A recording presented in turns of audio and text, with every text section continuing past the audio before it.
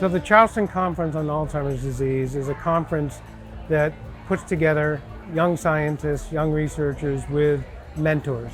Mentors are people who are accomplished in the field. And the reason we do this is twofold. One is to fund young scientists, fund their ideas, but also it's to put them together into a community with other scientists so that they can meet other people in the field. We started CCAD in 2012. It was not at all to the same scale as it is right now, but the whole idea was to get people from different fields contributing to this overall effort to eradicate the world of Alzheimer's disease. They've really focused on early investigators, and I think it's so nice to have that opportunity to connect with each other. And they really encourage these really high risk and new ideas. CCAD is amazing because as we're starting out as new career investigators, networking is critical. And this was an intimate group where we all got to know each other's research really well, and it just made collaborations really effortless. So we can learn so much from everyone. And Alzheimer's disease is so broad and so complex, so we need every possible smart people to come in to help this complex problem. So that's why we need people from different disciplinary and collaborate. And this is the spirit of CCAD. The people in the room are some of the creme de la creme of the Alzheimer's disease field. They're just, when they were first recruited from CCAD, they were young, but now most of these people are heavy hitters. We talk in science about networks, genomic networks, proteomic networks, interactomes, all those things. It goes for people too. When you start creating networks, you push science forward, and on a very simple level, they talk about the wisdom of the crowd. The more people you have participating in it, better the science you get out of it. You know, I think the investment in us to build our networks early, I really would like to then, you know, kind of give that to my kiddos, right? Like the people in my lab and my trainees and help them build their network early, because that's really what buoys you up in science. Typically, I go to two types of conference. One is like a hyper-focused conference where I know almost everybody there. We all do very similar work. We're all speaking the same language all the time. And the other kind of conference I go to is a large conference where everybody's speaking a different language, but you're still pretty hyper-focused because you're only going to the sessions that apply to your work. And this is like a hybrid of those two because it's hyper-focused and you go to everything, but a lot of times you're speaking very different languages, but it still kind of percolates new ideas for your research. I mean, being in Hawaii is amazing, right? I mean, Charleston's pretty amazing, and this is just, you know, like leveling up, you know, a group of us went and hiked today and actually and talk science, right? So it's just, again, it's that organic nature of interactions that I think really builds collaboration and pushes science. I've never been to a conference like this, ever, where I feel comfortable enough to bring my family. Usually if you're at a conference, it's this weird hybrid thing of like trying to go to every meeting you can, but having the family here makes me feel more relaxed. And because of that, I'm feeling more relaxed about my science and about chatting to people and just being a friend rather than necessarily feeling like I have to be fully professional and on in a certain way the whole time. Oh, this is much more personal, much more intimate. The science that we get to share, a lot of it I think is hot off the presses. And you can see with the collaborations that have already been built here, you see how many papers go on PubMed and how many folks here are co-authors on the same paper and the same studies and even the same grants. It's not just a meeting that you go, you present and you leave. Like here you create like interactions, you create real collaboration. You know, I got to know geneticists and basic biologists, you know, people who I never really see as a clinician. Yes, we are all Alzheimer's disease researchers, but we all come at it from different perspectives with different tools and with different ideas. And so being at CCAD, where not only are you supposed to share your science, but start thinking about how you might modify your science because of what other people are doing, I think it's been very valuable. This is one of the unique aspects, is the focus on interaction and making networking work for people in their careers. You cannot be on your own. You have to be collaborating to be successful. CCAD is starting to take on a life of its own. We've done it for enough years that people are starting to understand what we're trying to accomplish, which is to develop a network or a family, if you will, of people that are all working towards the same goal to do something about Alzheimer's. And we're trying to break down those barriers and let scientists kind of get out of their lane and out of their comfort zone so that they can learn from other scientists. And maybe one of them will spark the other to have a good idea, a great idea, and do something about Alzheimer's disease.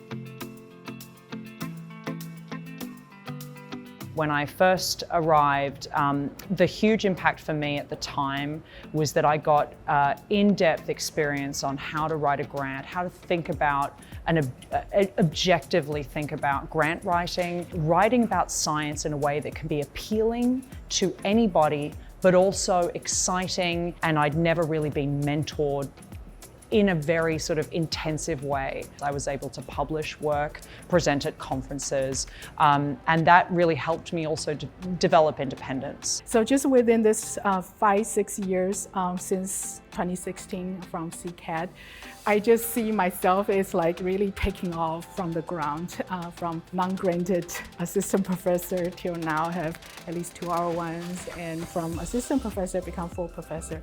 So this is an incredible journey. It was a great surprise and pleasure to win the award.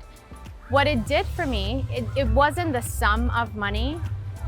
What it did was to de-risk me in the eyes of other funding agencies. My ideas have been orthogonal to a lot of other hypotheses with regards to brain degeneration. And it's okay to think like that if you're well established and have proven yourself to the field. But at my stage, it's risky to think differently about these pathways. And it also was a lucky charm because within a few months, I got a grant and then another grant, and I think I've received 3 or 4 grants since. I was at a postdoctoral level when I actually attended CCAD in 2015 and was trying to transition to faculty.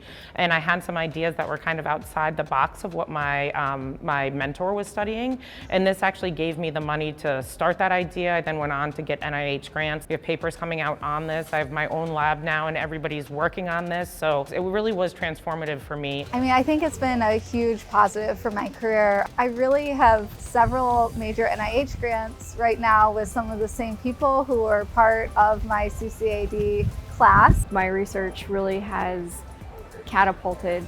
I now have my own lab, I have independent funding, I actually have publications with 2 other CCAD alumna, so it's been really fantastic. I never thought a conference would change things. I'm walking away more optimistic than I was when I initially came. I thought it would be a fun experience, and I think it's potentially a game-changing experience. It's just the evolution of CCAD. You know, one of the first people we funded, Keone Cowie, became the president of BYU in Hawaii. And that's just one example, but we have a large number of young scientists that attended CCAD in the past and now professors at universities. You know, within a very short period of time. That doesn't happen in a university unless you're doing something good. So it's really wonderful because that's the whole generational thing, is the young scientists go through their career, become mentors, and then they invite people from their laboratory to go through the same process that they came through. We'll bring on younger scientists that were CCAD graduates back in 2013, 14, and 15, and they'll eventually become the senior mentors for the conference.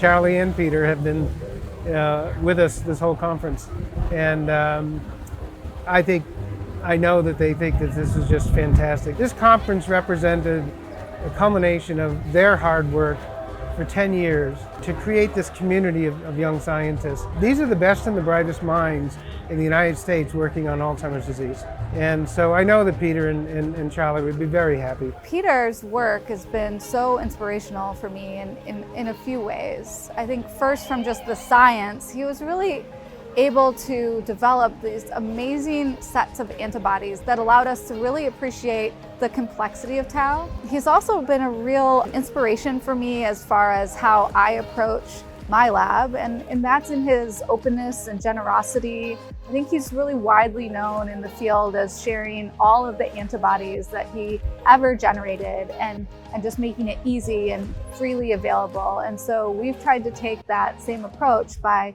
sharing our stem cell models that we generate.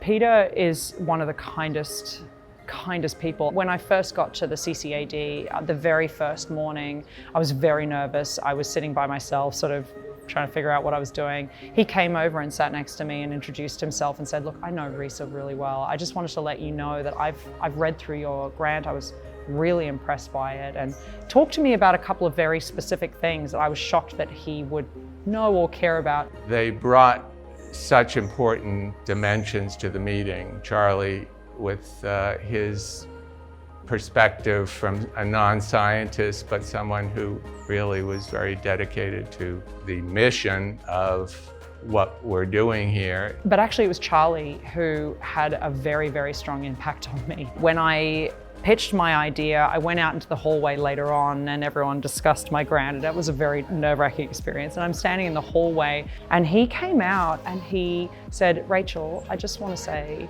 that your grant really spoke to me.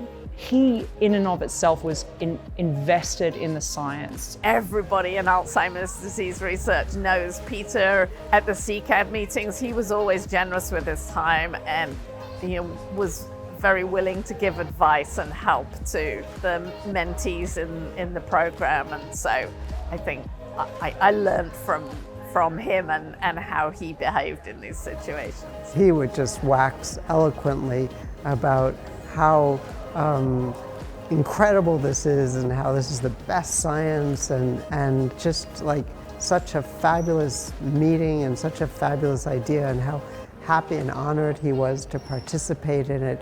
He'd make you feel wonderful and he would be genuine. I'm speechless. It couldn't have gone better. It was a fantastic conference. As many people came up to me and said it was the best conference they've ever attended. I just couldn't have asked for more.